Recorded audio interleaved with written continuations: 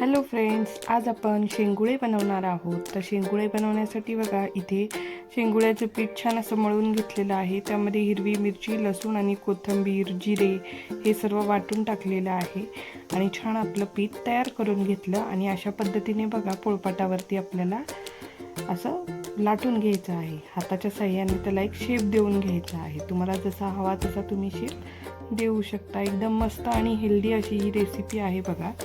सर्व शेंगुळे इथे बघा मी तयार करून घेतलेले आहे.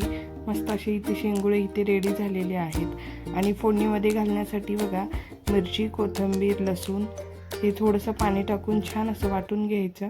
आणि मग आपल्याला ही फोडणी द्यायची आहे छान. आणि मग जे शेंगुळे तयार केलेले आहेत ते त्यामध्ये सोडायचे आहेत.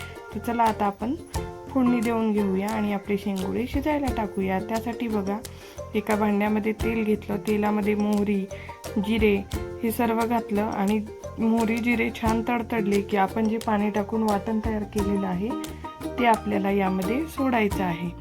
तर बघा, इथे हे सर्व वाटण यामध्ये टाकून घेत आहे.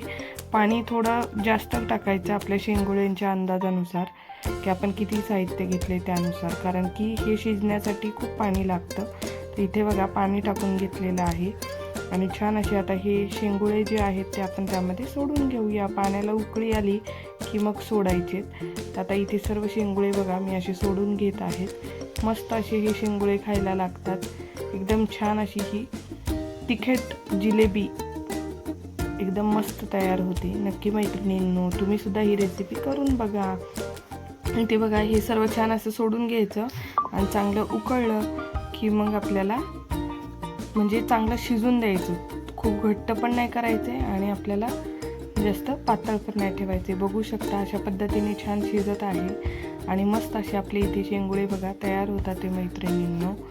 तर चला आता छान असे शेंगुळे आपण शिजवून घेऊया आणि मस्त असे एन्जॉय करूया. तर इथे बघू शकता मैत्रिणींनो, मस्त असे आपले शेंगुळे आता तयार झालेले आहेत. आहे का नाही मस्त अशी ही शेंगुळ्याची रेसिपी. चला आता आपण एका बाउलमध्ये काढून घेऊया आणि मस्त असे आपले शेंगुळे एन्जॉय करूया.